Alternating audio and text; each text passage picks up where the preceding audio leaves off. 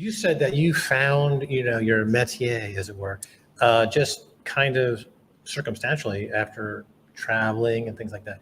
And a lot of times people during my life, they come up to me and they're like, I feel stuck. What should I do? And I always say, just travel, travel, get out of yourself, go to another country. And how important is that? Can you comment on that? What do you think about that?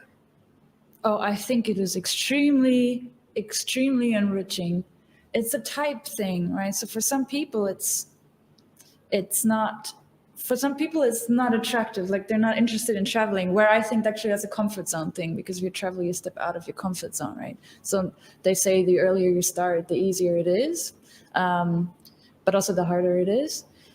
But it does so much to broaden your horizon, because first of all, you put yourself in a situation that's way outside your comfort zone. You have to you're faced with things that you don't know how to deal with. Maybe language barriers, culture clash, different food, different weather, different lifestyle, different people, and your friends are somewhere else, your family's somewhere else. It's you flexing muscles you didn't know you had. Yeah, because you have to flex because you have to survive, to get by. Exactly. And then that does a lot to you. Like, I noticed it over the years, and I'm still noticing it, that it gives you some kind of it gives you a kind of confidence with time, that you're like, yeah, I can, actually I did that, I survived that, I grew doing that. So it gives you some kind of inner peace, and it makes you feel more settled in that sense.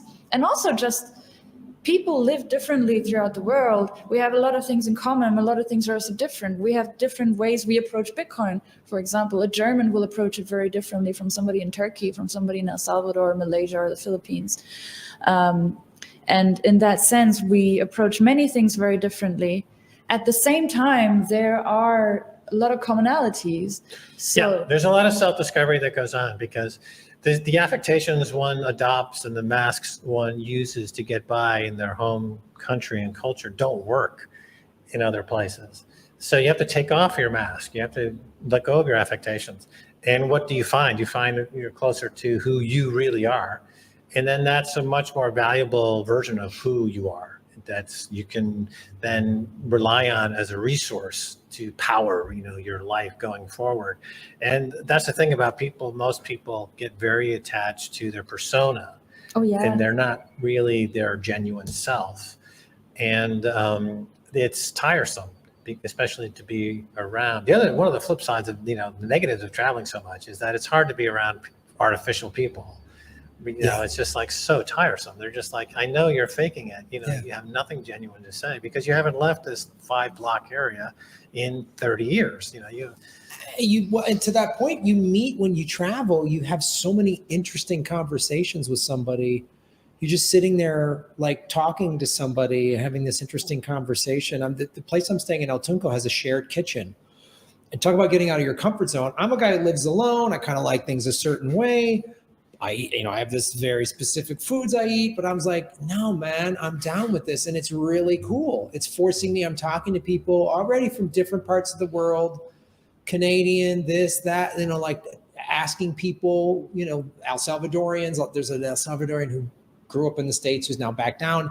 And I'm sitting there like, oh man, because food is such a communal thing. Everybody eats everywhere, and you have to talk. And again, because it's a communal kitchen and it's all a bunch of travelers. It's all a bunch of people who are used to just striking up complete conversations with strangers and getting to know them.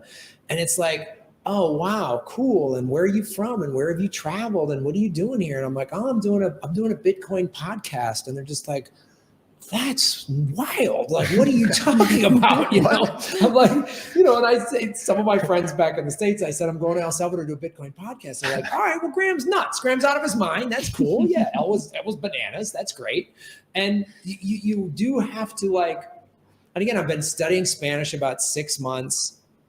I live in California where there's a lot of Latinos, but I'm forced here a lot. The majority of this crew here, which is fantastic, they don't speak a lot of English. So I'm having to figure this out with them. And I love that challenge I was communicating with them today. I was like, ah, shit, I got to use Google Translate. I don't like using Google Translate, but I had to like go into the details, and they're like, oh, okay.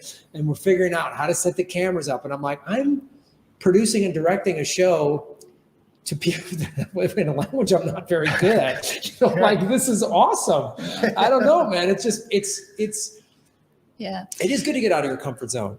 It gives you an openness too, and that's one of the biggest things I've noticed in myself as well, because there's so much we don't know. There's so much we will never know. And even if you travel, there's places you will never go. There's places you will never see, people you will never meet, but you can learn and you can take in as much as you can, as you want. And you don't just broaden your own horizon, but you become more open to ideas, which I think the worst thing that can happen to you is if you close yourself off to new ideas, different thoughts, which is what we're seeing, for example, in the prevailing official European opinion of El Salvador, for example. It's very easy to go and say, oh, that country, like, I don't know, looks pretty authoritarian to me. So yeah, I know. So, but then when you come here, how about you talk to the people here, you know?